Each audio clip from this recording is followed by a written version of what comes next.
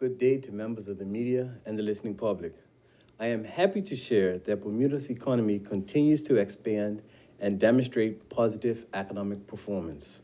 During the second quarter of 2023, the Bermudan economy grew by an estimated 2.3% year over year after adjusting for inflation. Economic expansion was a direct result of increased household and government expenditure and business investment. GDP in current prices increased 3.9% during the second quarter.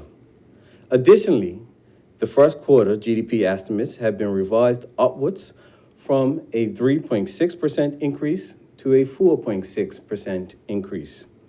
This signifies the strong half-year economic performance of Bermuda's economy. Consumer spending in the first quarter increased 3.6% year over year to $809.1 million. Consumption of services increased 5.1% year over year, reflected in higher expenditure for air transport, catering services, and personnel services. Spending on durable goods rose by 5.4%, due largely to increased expenditure on furniture, furnishings, and new motorcycles. Employment income in the second quarter was 3.9% above 2022 levels. Employment income in the following industries all increased in the second quarter of 2023. International business, hotel and restaurants, banking, insurance, and real estate, business services, wholesale and retail, public administration, construction, transport, and communications. The second quarter growth in employee remuneration in these sectors is positive, and the income levels are also outpacing pre-pandemic employment income levels. The island hosted 62,477 air visitors during the second quarter of 2023, up from 48,646 in the second quarter of 2022.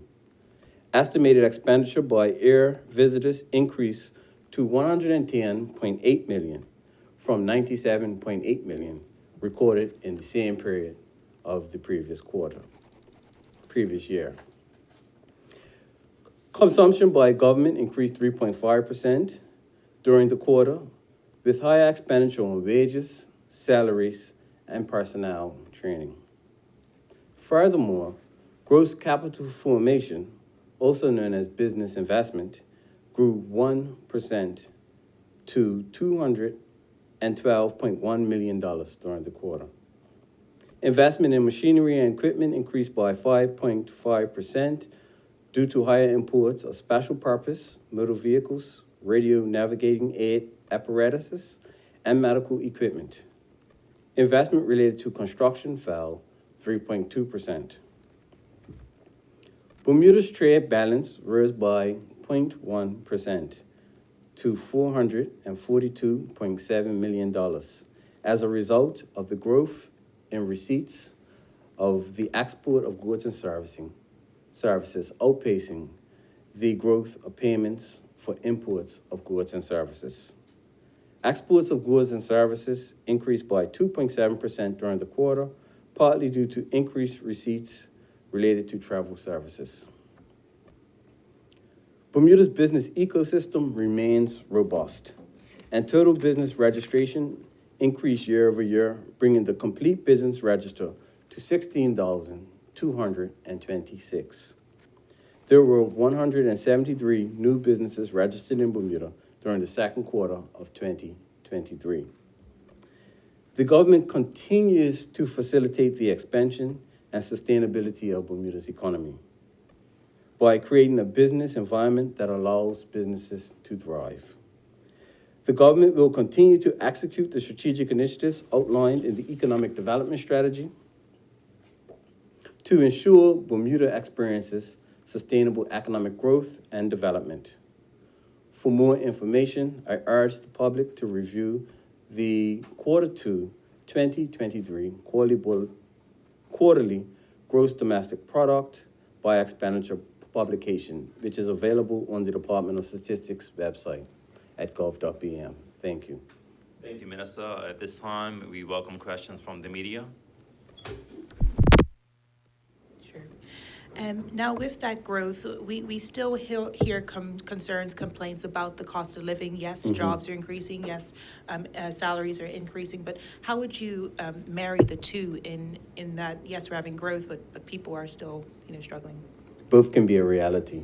And so our economy is improving, and our economy continues to improve. It gives us greater capacity to adjust some of the challenges that we'll have with the cost of living. And so the budget period that is coming up gives us an opportunity to look at the way in which we're taxing Bermudians to see if there are further adjustments can be made in our tax system to try to create a buffer for some of this high cost of living consideration that residents are having. I would say if you looked at the CPI data that our inflation rate is trending below 3% now. That's positive, and that means that inflation is slowing, and that's a positive sign of the economy as well. Looking ahead to next year, with the Fairmont Southampton Princess due to break ground in the first quarter, do you see growth in the construction industry surpassing growth in other sectors potentially, or will this be fairly marginal? Based on the work that has been submitted in planning and some of the projects that are slated to come online in 2024, we would see greater levels of activity. It is anticipated that there will be greater levels of activity in the construction industry. Okay. By what stretch would you say? Very difficult to estimate because you would have to determine work put in place during that particular quarter or that period of time in terms of what we're actually reporting. But it doesn't just have a direct economic benefit, it also has an indirect and induced economic benefit in terms of employing more people and then how those persons' salaries are able to be spent within our economy and the other supply chain impacts that a construction project actually has. What would you say is your priority in terms of areas of growth that are needed right now in Bermuda? Our priority will be those items that we set out in the economic development strategy. And so we will prioritize the strategic initiatives within the economic development strategy and set out a roadmap to what we seek to accomplish.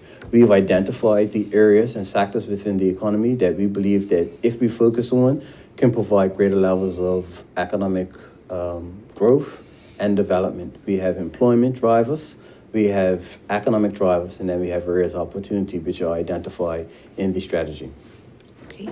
Do you see a renewable energy development as a key growth area, for the ministry? It presents growth opportunity, is also a diversification area, and it is an area in which if we have more renewable energy, we're able to reduce the cost of electricity in Bermuda as well.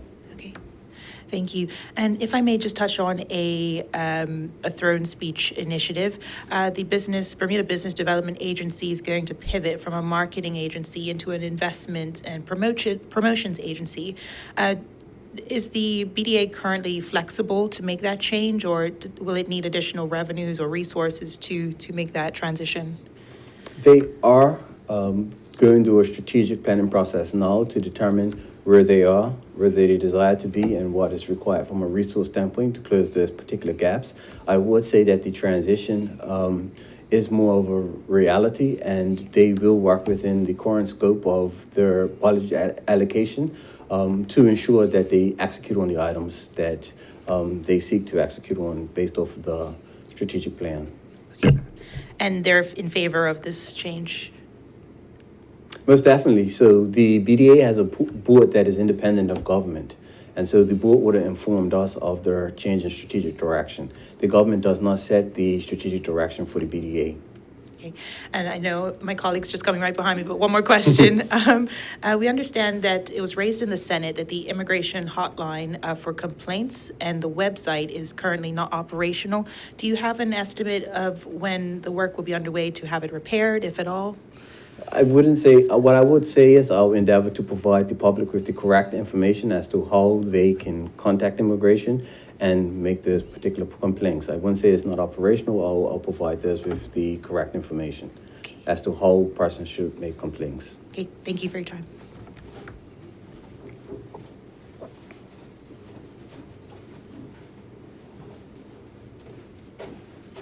you, Minister. Gareth Finnegan for the Royal Gazette.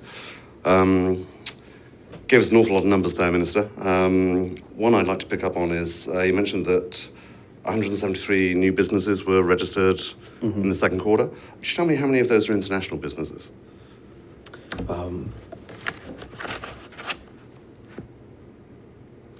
I don't have that breakdown in front of me right now, but I'll endeavor to provide you with that information. Okay. But would you say it's fair to say that even though the economy is expanding, isn't that driven largely by international business rather than any other sector? The international business represents the largest portion of our economy, so growth in international business will be weighted heavier than growth in other sectors. And so that has been our reality for decades and will continue to be our reality until we get greater levels of diversification. So in terms of numbers, what proportion of the growth is fueled by international business? So what I've provided for you today is GDP on a quarterly basis, which is not done by the value-added or production approach, which is done by industry. It is actually done by expenditure. And Right. so it's broken up in wholesale expenditure, government expenditure, business investment, and then our balance trade. Okay. You mentioned one of the sectors is public administration, where employment's gone up on that, wages have gone up in that sector. Is that a good thing or a bad thing if government is just employing more and more people?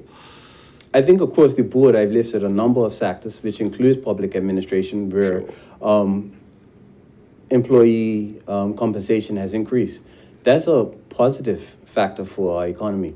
Anytime you have an economy and you see contractions in overall employee compensation, that's negative. And so when you look at it in relation to where we're moving as an economy, growth in employee remuneration is positive. Okay. Even if it's within the public sector? Most definitely. The public sector has employees, and those employees have to operate in our society. We recognize that there is a higher cost of living, and so we want to ensure that those employees' purchasing power remains strong by giving those employees the uplifts that they deserve. Is the actual number of those employed actually gone up? Or is it a case of, because we don't know what the current population or working population of Bermuda is, do we? Because we haven't done a census in, getting on for 10 years, I think it is, 8, 9 years.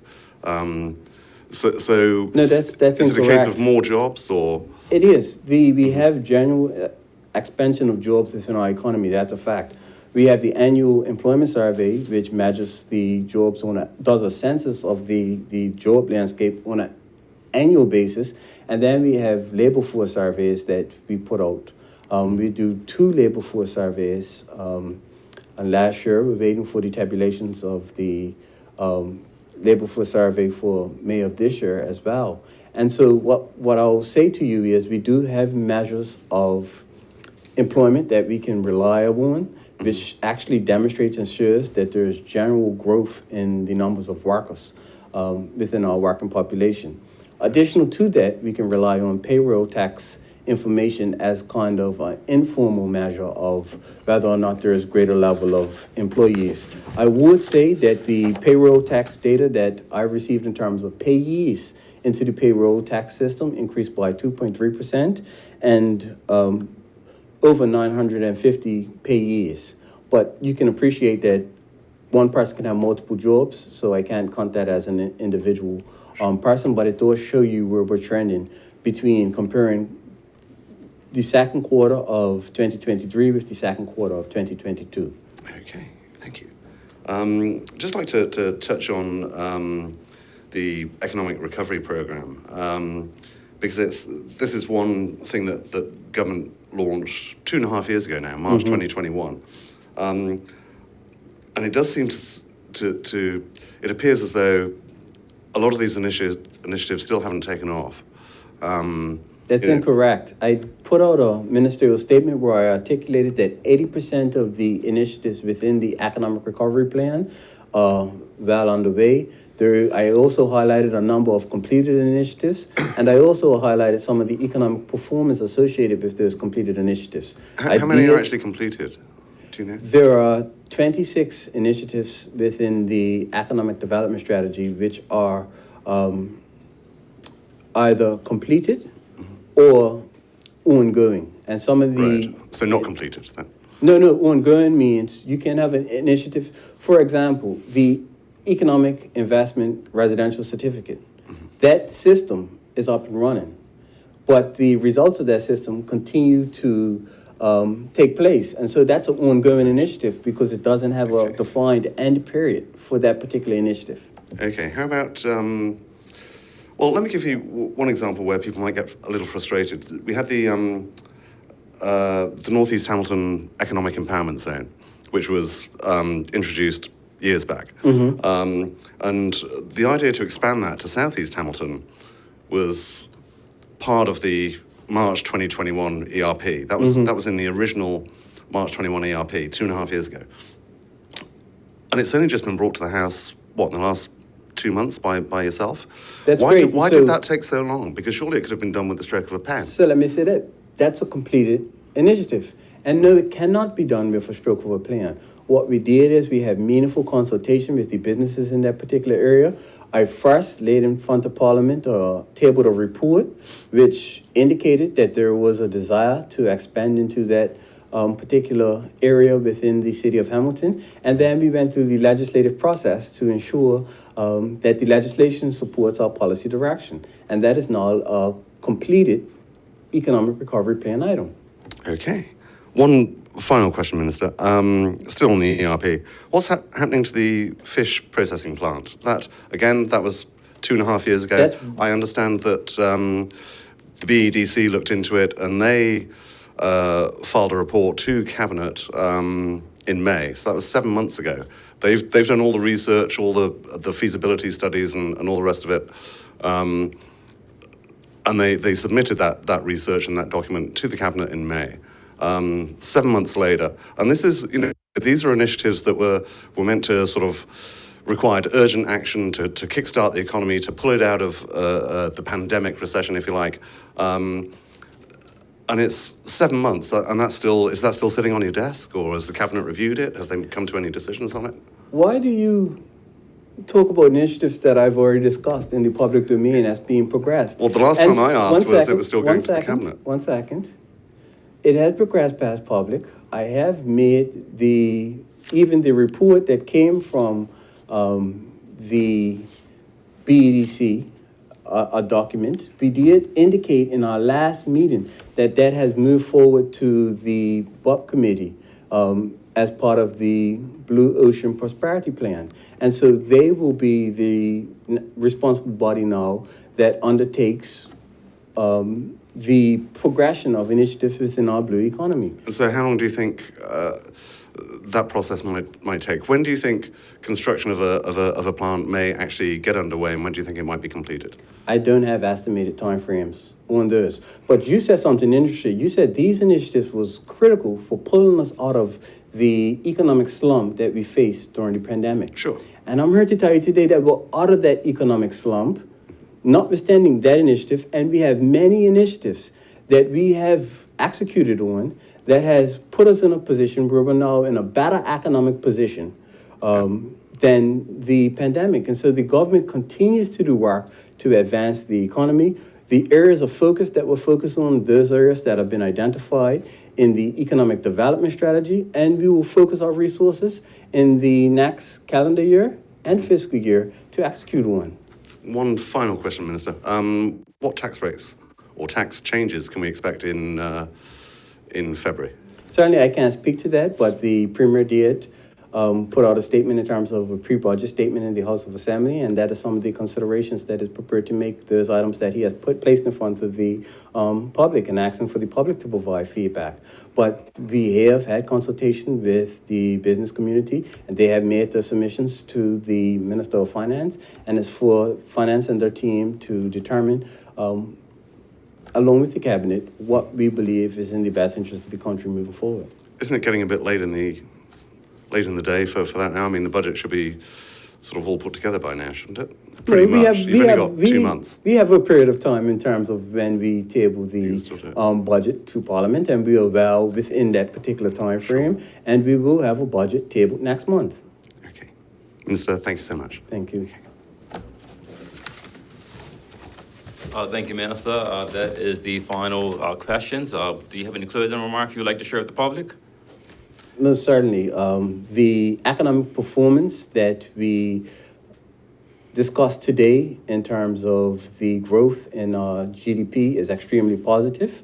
Our economy is expanding, jobs are up, new business registration is up.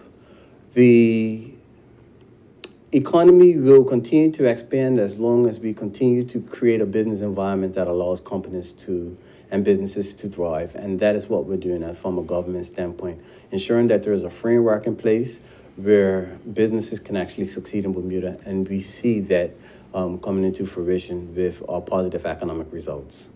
Thank you. Hey, thank you, Minister, and thank you all for joining and watching this press conference, and have a great day and Merry Christmas.